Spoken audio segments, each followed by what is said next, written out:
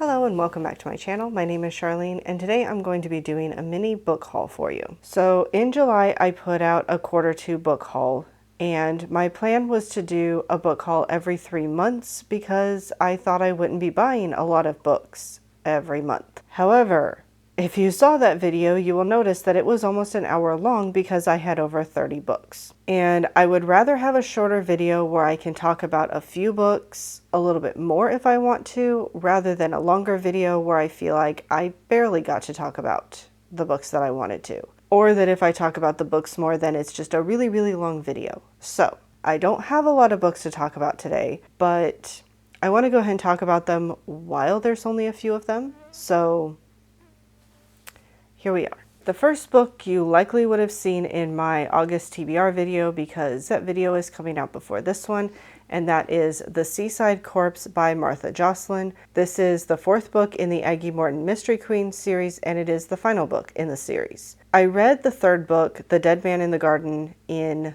June, I believe it was, and really enjoyed it. I really enjoyed this series overall. This is a cozy middle grade mystery series in which Aggie Morton is the author's version of Agatha Christie as a child. Her friend Hector Perot is supposed to be eventually Agatha Christie's inspiration for Hercule Poirot. Her Granny Jane is her inspiration for Miss Marple, and so on. All but the first book take place while the kids are on vacation, and in this book they are at a seaside camp where there are paleontologists digging for fossils, but there's other people there and everybody wants a piece of whatever the paleontologists find, and then a dead body shows up on the beach. Hoping I really enjoy the last book to the series considering how much I've enjoyed the other 3. What I was doing in my other book haul video is I was reading the first paragraph out of every book, so that way you guys could see what the writing style is like, see if it sounds interesting to you. But if the first paragraph is short enough, I'm probably going to read the second paragraph, which is the case here because the first paragraph is 2 sentences and the second paragraph is 1. So, chapter 1 is called A Novel Adventure. That second week in July was full of surprises. Lovely, mysterious, and ghastly surprises. Plus, one that broke my heart in 2. So the next 2 books I got as part of a buy one, get one 50% off sale that Barnes & Noble was having, and the first one I got is The 3 Lives of Alex St. Pierre by Natasha Lester. And all I really know about this one is it's historical fiction. It says she grew up surrounded by Hollywood glamour, but as an orphan never felt truly part of that world. In 1943, she lands a publicity job to recruit women into the workforce. And then she finds herself with a bigger assignment being sent to Switzerland as a spy. And then after the war, she moves to Paris, ready to immerse herself in a new position as director of publicity for the yet-to-be-launched House of Dior. So obviously this covers quite a few things. And it sounds really interesting, sounds like it could be really good.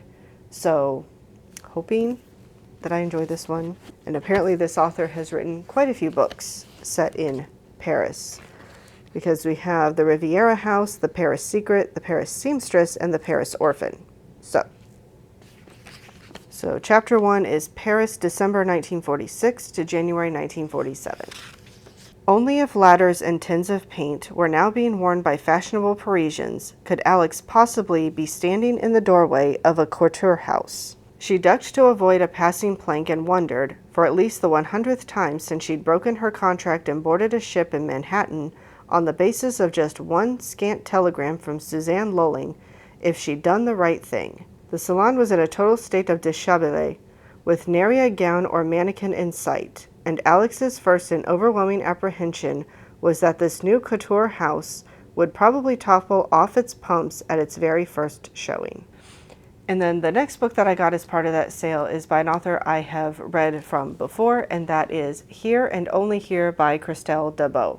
Christelle Debout is a French author, and no, I didn't realize when I bought these books on Barnes & Noble that I was, in a way, getting 2 French books, one that takes place in France and one that's by a French author, but there you go. So Christelle Debout wrote the Mere Visitor series. The first book is called A Winter's Promise. I've read the first 3 books in the series, still need to read the 4th one, but I've really enjoyed the series. So when I found out about this book, I knew I wanted to get it, and then when it was part of the sale, I just went ahead and bought it. But this one is really short. It's, I think, barely over 200 pages. Yeah, it's 209 pages. The Mere Visitor series books are close to or over 500 pages, so this is very short in comparison. But from what I understand about this book, it takes place at a school called Here, or the School of Here. It's an unsettling and peculiar place that feels nonetheless strangely familiar. A place full of codes, compromises, questionable conduct, and unspoken rules that are as illogical at times as they are unbreakable.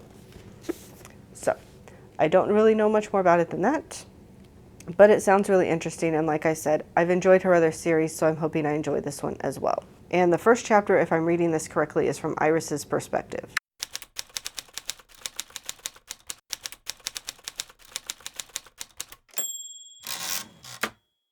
She let go my hand.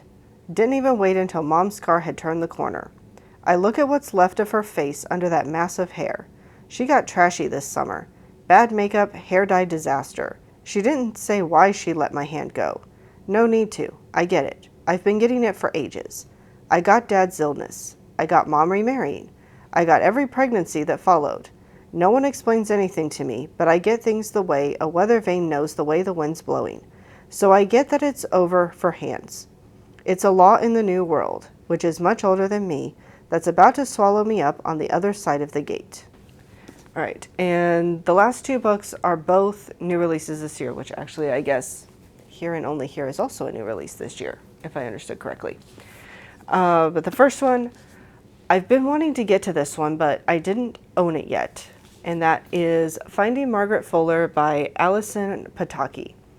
And this one, I kind of talked about this one a bit in, I believe it was the mid-year freakout tag video when I was talking about what books I wanted to get to by the end of this year. And I did not remember when this book took place whatsoever.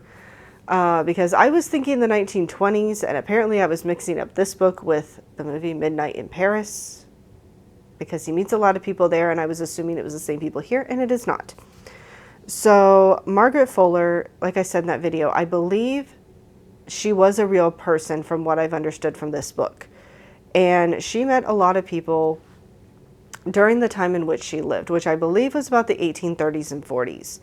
So it mentions people like Ralph Waldo Emerson, Henry David Thoreau, Louisa May Alcott, Nathaniel Hawthorne, Elizabeth Cady Stanton, Edgar Allan Poe, Frederick Douglass, Frederick Chopin, William Wordsworth, George Sand, and more.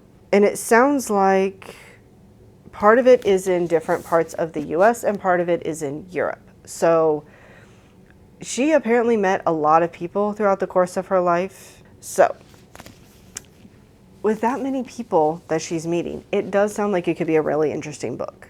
So chapter 1 is in Concord, Massachusetts, summer 1836.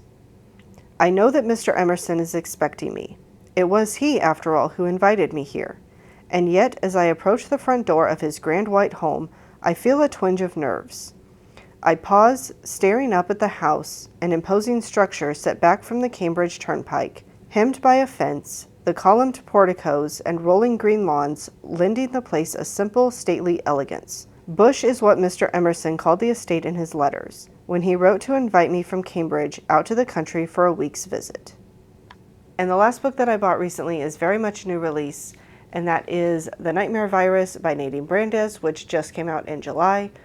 I've read the Out of Time trilogy by her, and I've also read Fox, but I haven't read her other 2 books, even though I went ahead and bought this one. And all I really know about this one is the Nightmare Virus is some kind of virus that, from what I understand, really messes with people's heads, and I don't know if it's traps people in a universal dreamscape. So, other than that, I'm not sure what the book itself is actually about. This is the one book of hers that I'm leery to try to get to because things that deal with people's mental instability, especially from their viewpoint, can really mess with my head. So I don't know if this is a book I'm going to be able to get through or not, but I'm at least going to give it a try. And this one I'm going to read the first 3 paragraphs because they're all 1 sentence each. Once you catch the nightmare virus, you have 22 days until you die. That's fact number 1. Fact number 2 is that there's no cure. Yet. So these are all of the books that I bought recently. Let me know if you've read any of these and what you thought about them. Also, let me know if there's any here that you would really like to see me get to soon. And as always, I hope you're having a wonderful day, and I'll see you later.